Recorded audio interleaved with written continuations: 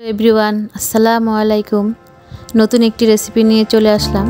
আজকে আমার বাচ্চাদের আবদার ছিল ইলিশ পোলাও খাবে, সো আমি আজকে সেটাই করে দেখাচ্ছি। প্রথমে পেঁয়াজ বেরেস্তা করে নিলাম, বাদামগুলি ভেজে নিলাম, টক দই মশলা সব কিছু দিয়ে কষিয়ে নিচ্ছি, কাঁচামরিচ দিয়ে দিলাম, মাছগুলি দিয়েছি।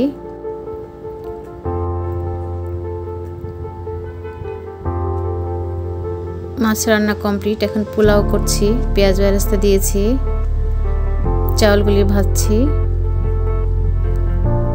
পোলাও মোটামুটি কমপ্লিট হয়ে গিয়েছে।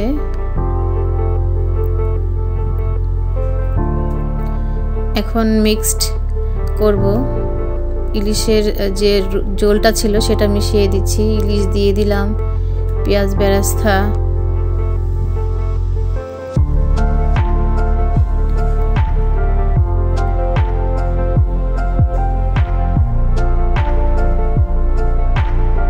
দিচ্ছি কাঁচামরিচ, সুন্দর একটা ফ্লেভার আসবে।